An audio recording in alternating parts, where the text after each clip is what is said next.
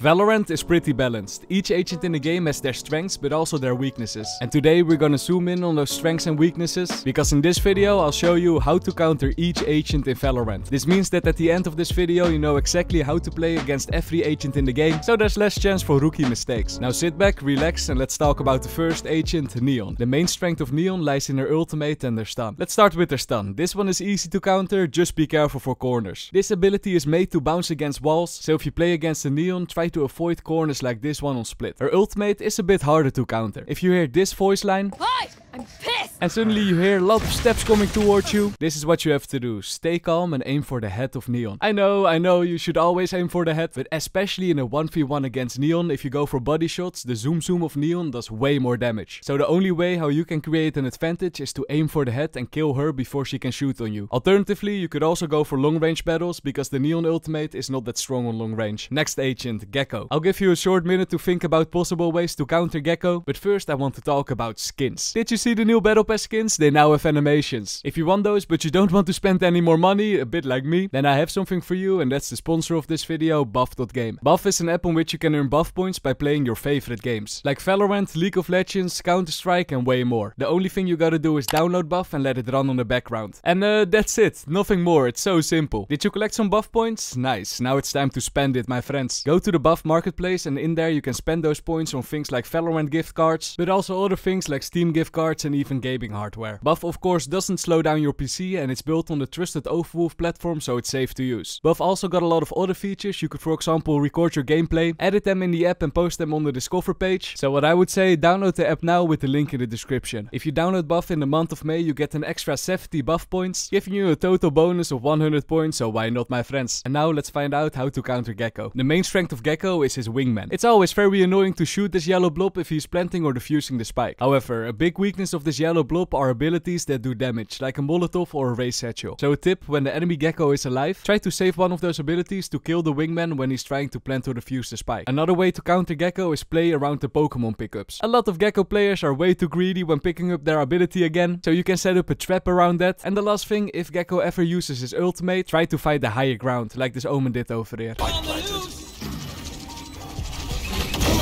Let's move on with Yoru. If you play against the Yoru, you have to be careful of two things, his teleport and his ultimate. Let's start with his gate crash. Because of this ability, it's very easy for Yoru to get behind the enemy lines. This means that if you don't see a Yoru on the minimap, the enemy Yoru could basically be anywhere. So tippy, on the defender side, when you're rotating through your own spawn, always be careful. Consider not running with your knife but with your gun, for example. Now his ultimate. What Yoru players like to do is use their ulti, get close to you, flash and then kill you. I'm back. It's always tricky when this happens, but here's a big tip. If you feel that an enemy Yoru is close to you and you think he's gonna use his flash, what you gotta do is not look at the left, not at the right, but dodge the flash by looking down. Usually the flash will explode very high, so you can quickly dodge it and then kill Yoru. KO, mainly strong because his suppression and his ability to get info about the enemies. The easiest way to counter KO is a thing that we probably all already are doing, and that's waiting at the start of the round for the KO knife, and after the knife goes down, then push. But here's the thing, if you want to be a bit more fancy, you could also let the teammate to walk purposely into the KO knife to give false information to the enemies. KO is by the way not the only agent where you could wait at the start of the round for, because we also have Sova. Just like KO, what a lot of Sova players like to do is use their Recon Dart when the round just starts. So to counter that, you simply have to wait. Don't push immediately when the barriers are going down, otherwise you might get wallbanged by one of those Odins. Next agent, Chamber. Let's start with this trap. This ability is actually way easier to counter than you think. The only thing you need is a smoke, and now when you are lurking, use your ears. If you hear the Chamber trap, use your smoke on the trap and then walk past it, easy peasy. Another thing you gotta pay attention to is that if the enemy is playing Chamber, he's probably gonna abuse some off angles with his teleport. So keep this in mind when you're peeking something. Chamber is not the only agent that's gonna abuse some off angles, because we also have Reyna. If the enemy got a Reyna and a Chamber in their team, you gotta pay extra attention when peeking. Another problem with Reyna is her flash. This ability is not that strong if you know what you're doing. To counter it, it's pretty simple. You can either play on very close angles so the flash doesn't have effect on you, or if you decide to play a bit further away, if the flash is going up, just wait it out. However, if you notice that the teammate is close anyway, I would highly recommend to just destroy the flash, maybe not for yourself, but do it at least for your teammate. Let's move on and talk about Omen. If you want to counter this spooky ghost boy, you literally just have to do one thing, and that's that you gotta use your ears. In the heats of the battle, you just gotta know when Omen is using his shrouded steps, and if he's using his ultimate, you just gotta listen to roughly know where he is. And if you want to be sneaky peeky, you can pretend that you don't hear Omen, and when the animation of his ultimate is done, then suddenly turn around and kill him.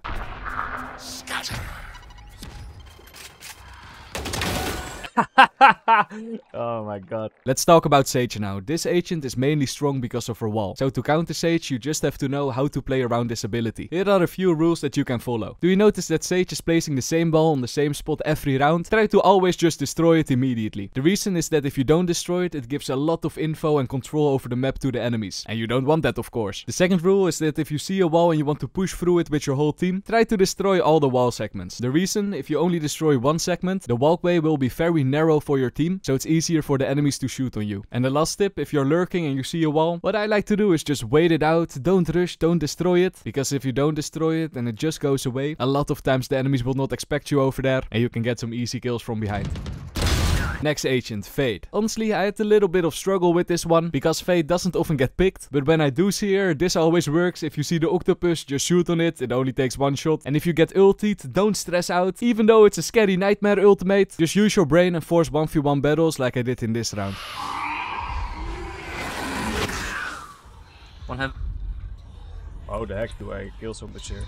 Nice, Sage. Another agent I don't see too often in my competitive games is Harbor. But here's the tippy to counter the Harbor ultimate. It's very simple. If the enemy uses his ulti and you're alone inside the area, it's actually easy to maneuver around, reposition yourself, take a few shots and reposition yourself again. So when you're alone, you could try to fight. However, if there are multiple teammates inside the ultimate, then suddenly it's a bit harder to maneuver because they also activate the ultimate of Harbor. In that case, run out of the ulti as fast as possible and go for the retake. Next agent, Viper. The main reason why Viper is a strong agent is her strength around the post plant. When the enemies have planted the spike and you notice that the enemy Viper is still alive, you should expect that she is probably gonna go for a lineup play. So to counter that is being one step ahead of her. On Breeze, for example, if you notice that the enemies already have a side, instead of retaking through the normal route, you could decide to flank around Hall, maybe even go there before the spike is planted, and then when Viper is walking towards the lineup spot, you can easily kill her from behind. And another way to counter her, if it's not possible to flank around, I would highly recommend to tap the spike as soon as possible. The earlier you tap the spike, the earlier she's gonna use her lineups, so the more time you have to defuse the spike. And oh yeah, last thing, a bonus tricky. This one is for all the Sage players out there. If you have your wall ready, place your wall very close to the spike, and you have a chance that the molly will bounce against your wall to another spot and easy defuse for you.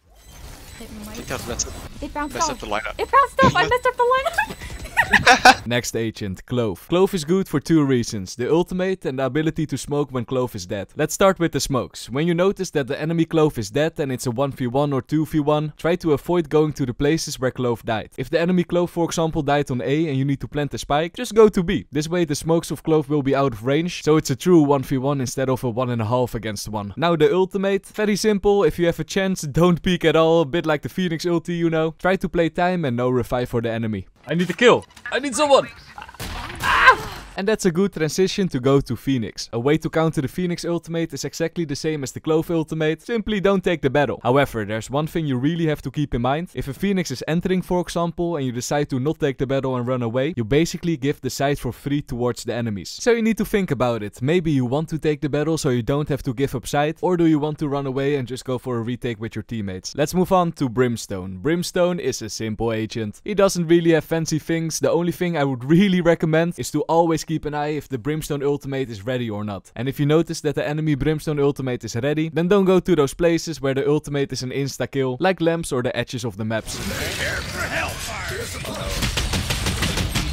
An agent that isn't that simple to counter is Killjoy. The biggest strength of Killjoy is of course the setups that she can use. It's very hard to enter a site when KJ has a good setup. So my tippy to you is to always avoid the KJ abilities. You can do this in 3 ways. The first one is to suppress KJ with a KO, for example. You can destroy the abilities with a Sofa Shock Dart or a Race Grenade. Or the third option, just destroy them yourself before you enter the site. Just don't run in like a blind chicken and you should be fine. You also definitely shouldn't be running in like a blind chicken against the Cypher. You can counter the Cypher in basically the same way as KJ. Use abilities to destroy the trap or just shoot them before you push. Another thing about Cypher is that sometimes his camera is a bit hard to spot. If you struggle with this, there are two life hacks. The first one is to use your ears. His cam makes a very loud noise, so it's easy to know where it is then. Or the second life hack, use your minimap. If you know that there's a cam somewhere but you don't know exactly where, it will be very clear on the minimap if he activates it and it's in your line of sight. Then we have Deadlock. I think the most interesting ability of Deadlock is the Deadlock barrier. And we can use this ability because there's one mistake that a lot of Deadlock players, but especially the teammates of Deadlocks, will make, and that's that they think that the Deadlock barrier is the same as the Sage wall. This is of course not true because you can shoot through the Deadlock barrier, so when you see this ability, you could decide to sneak up a little bit and maybe you can just get around the corner to kill an enemy. A bit like I did in this clip.